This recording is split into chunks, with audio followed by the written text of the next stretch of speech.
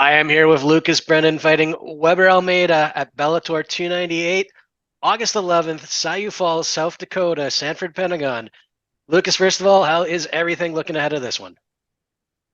Looking great, man. I'm excited for this one. I think he's gonna be a ton of fun. But I'm excited.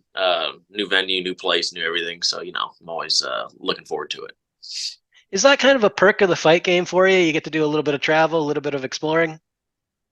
Yeah, for sure. Like just getting to go out a little bit because you don't get a lot of vacation time, in camp. And as long as they're not doing the bubble in Connecticut again, I'm stoked. So I don't gotta be over there anymore. So send me other places. I think I remember you having the I Heart CT shirt on that last fight in Connecticut. But how much blowback did you get from Connecticut? None. Even anyone who lived in Connecticut who messaged me afterward was like, "You're totally right." I guess it was nothing but making my point. It was totally great. And I'll probably one of my coaches has that shirt. I'm probably getting it again just for shits. Who knows? Good stuff, man. So obviously a big start coming up, but I wanted a big fight coming up, but I wanted to start with your record, 8-0 now, obviously, and this is around the time where people really start taking notice of guys coming up with undefeated records. One, two, three fights, okay, good start. You start getting to 8, 9, potentially 10, and then you really get some attention on you. So I'm just curious what the secret has been for you, and are you starting to feel any more pressure, or are you able to tune that out? um, I like to think I tune it out pretty well. I try not to really think about it. Like regardless of how many fights I've won and how long the streak is, whatever. I still have to deal with this guy now. Like it doesn't, it's cool. Like I'm not appreciative of where I'm at right now and what I've had to do to get there. But I try and keep my focus on the guy in front of me and just deal with that. And I only hear about it a lot from people I train with and people I've grown up with, and oh, you're doing so great, doing this, doing that. I'm like, yeah, but like, I still got another guy to deal with, so it's just it's cool, but I don't let it bug me too much. Well, the guy in front of you, Weber Almeida, uh, you know, obviously a tough opponent here. And do you kind of see this as a logical next step up? This is going to be a bit of a two-part question, but I'll start there. Yeah, for sure, for sure. We have a similar amount of experience. And he's a he's a he's a tough fucking guy. Like he'll be fun. And like as far as styles go, I think he's one of the more unique ones as far as featherweight goes, right? Like with his karate background and that sort of like the Machida style. Like it'll be fun. Yeah, it's a logical move forward. The second part of that question that I'm going to ask then, I mean, was there any disappointment now that you're in the rankings? I believe you're number 8 that you didn't get a guy with a number next to their name. No, no. I to be honest, when I originally got ranked, I'd kind of told them that I didn't want to be yet, and I was like, let me fight another guy or two, and they're like, oh, okay, cool, and then they just threw me on there anyways, and I was like, all right, well, here we are. So I'm not, no, I'm not opposed to find someone in or out of the rankings. I'm as great as it is, and I saw, I believe the other day they took out AJ, so yeah, a bunch of us bumped up a spot. Um, as much as it's cool, I got 8 fights, so I'm anything to get more fights in, regardless of ranking, I'm gonna be stoked. So Well, to be fair to Bellator, it's the media who votes for the rankings, so blame us, not them. Um, when you talk about the karate style of Almeida, and then you look at where your strengths are, obviously with the submissions, he has no submission wins, has no submission losses. But how do you rank his ground game from what you've seen of it? I mean it's good. Like I would get seeing his striking why it's not like his main game plan, right? Like clearly he plays to his strengths, and that's the right way to go about it. I do the same. No, he has good jiu-jitsu, he has good wrestling. He's not a jiu-jitsu guy, right? So there's a difference, I guess, in that. But no, it's solid ground game and very athletic to make up for places where he may not technically be quite as sound. Well, looks like it is going to be a good one. Um, this is your second fight of the year, and I believe you had two last year.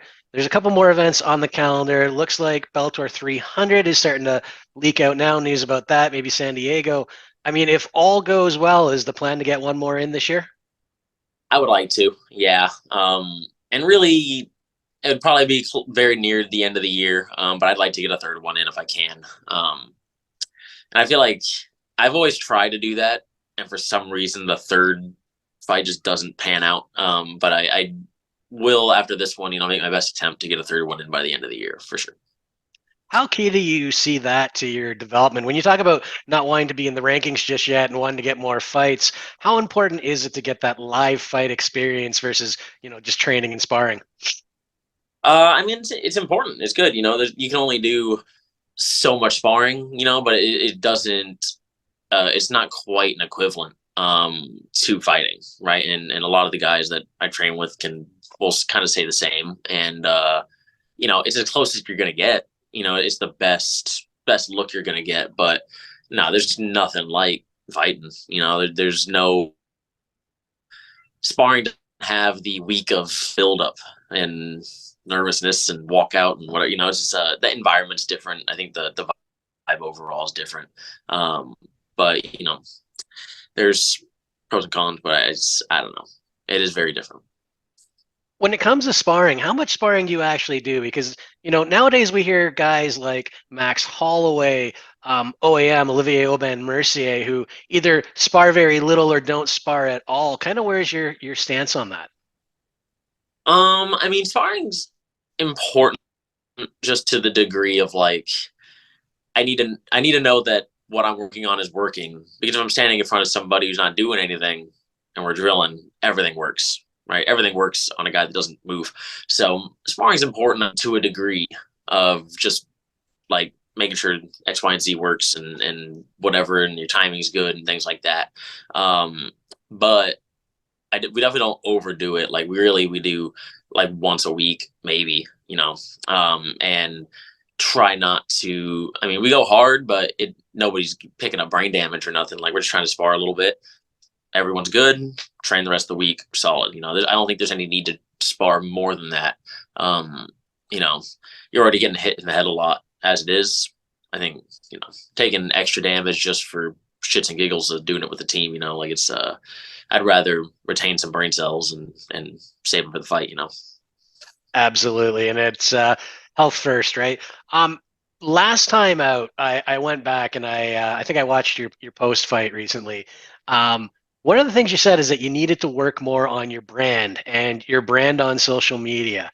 So I'm just curious if that is still something that you feel needs attention, something you're going to do, something you have done, or just something where you're kind of like, you know what, I've moved on from that. Um, I I almost I plan on doing that like every day. I don't. I realized like I posted something yesterday or the day before, I think, and I realized like it's the first thing I posted in forever. Like I just don't like I'm just not super active on there, and no, I don't know. I should be, but whether I'm going to is just a whole different thing. So I do even have the energy to constantly like just put out whatever. And yeah, I don't know. I just leave it alone, and I'm not great at it. But Phil Davis once told me that social media just asks so much of him. And I'm wondering if you kind of feel that way. And then on the flip side, do you worry that, in this day and age, you need that presence to build the fan base to kind of move up in the sport, at least in terms of profile, obviously not in cage? it definitely asks a lot of you. I think if you're not like, it's one thing if you're just someone who likes having it, right? And that's cool, right? And it's cool to just sit around and scroll around. But if you need it for the sake of like building some sort of an image and building some sort of a following, right? You kind of do need it in that sense, right? Even if you're not going to handle it great, right? But it's definitely something I think you need now, because it's the only way people will find you, really, because they're not going to. Some people will Google you, right? But they're gonna open up like Instagram and try and like type your name in somewhere and find it, right? So like, and really that's all I use anymore. Like I have TikTok, but it's for like memes. I don't even use Twitter. Like I don't, so I'm not super active. And yeah, no, Phil Davis is right. He's absolutely right. Yeah. When we talk about building a brand, you kind of got to connect in certain ways, even outside of fighting. Kind of have a way to get out to the fans and something to hook them in. You're sitting here in what you call the record room earlier. Tell me a little bit about what's going on here. Are you a big music guy? Or are these originals? Like, what's the breakdown of this? Because it looks pretty cool. I'm a huge music guy. This is the smaller wall behind me. To be honest, like this whole thing over here, I got. Let's take a spin. Grab you Love it, love it. because we got wall over here. We got a big wall all behind me, and books, records, whole rest of everything. So pretty much my whole library. And then tons of records. There's probably roughly like I'm like just short of maybe 1,300, maybe something like that. And then like my whole library is in here. I got maybe like 400 something books or somewhat in here. But it's just something like outside of teaching and training and things like that, right? Where you can just kind of relax in here. And there's enough material to go through for forever. And I get through all of it. It's just, definitely keeps me occupied and keeps me from overdoing, the gym or overthinking that sort of shit. You get some time off, relax for a little bit, come back to the gym later.